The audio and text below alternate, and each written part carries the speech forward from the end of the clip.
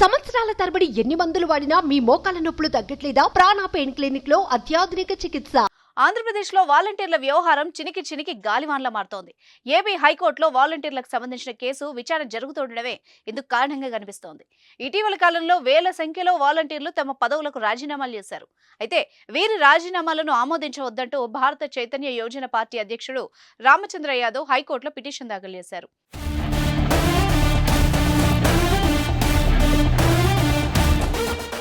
వాలంటీర్లు తమ పదవులకు రాజీనామా చేసి అధికార వైఎస్ఆర్ కాంగ్రెస్ పార్టీ తరపున ఎన్నికల ప్రచారంలో పాల్గొంటున్నారని, దీని ప్రభావం ఎన్నికలపై పడుతుందని పిటిషన్లో పేర్కొన్నారు.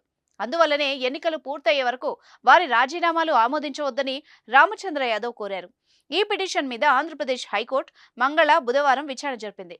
మంగళవారం నాటి విచారణలో ఇప్పటి వరకు ఎంతమంది వాలంటీర్లు రాజీనామా చేశారో తెలియజేయాలి అంటూ అధికారులను హైకోర్టు ఆదేశించింది. అనంతరం విచారణను బుధవారానికి వాయిదా వేయగా, విచారణలో ఎంతమంది రాజీనామా చేశారన్న దానిపై ఎన్నికల సంఘం అధికారులు వివరాలు సమర్పించారు. ఇప్పటి వరకు 62,000 మంది వాలంటీర్లు రాజీనామా చేశారని ఎన్నికల కమిషన్ తరపు న్యాయవాదులు కోర్టుకు తెలియజేశారు. వీరిలో 900 మందిపై చర్యలు తీసుకున్నామని కోర్టు దృష్టికి తీసుకొచ్చారు. అలాగే వాలంటీర్లను ఎన్నికల విధులకు దూరంగా ఉంచినట్టు చెప్పారు. మరోవైపు వాలంటీర్ల రాజీనామాలు ఆమోదిస్తే వాళ్లంతా అధికార పార్టీకి అనుకూలంగా వైఎస్ జగన్ కు మద్దతుగా వ్యవహరిస్తారని పిటిషనర్ తరపు న్యాయవాదులు వాదించారు. ఈ విషయంలో ఎన్నికల సంఘానికి ఉన్న విస్తృత అధికారాలు ఉపయోగించి ఎన్నికలు నిష్పక్షపాతంగా జరిగేలా చూడాలని కోరారు.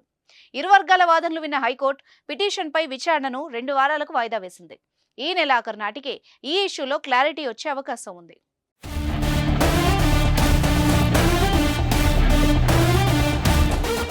సుమన్ టీవీలో మీ పర్సనల్ అండ్ బిజినెస్ ప్రమోషన్స్ కోసం కింది నెంబర్కి కాంటాక్ట్ చేయండి.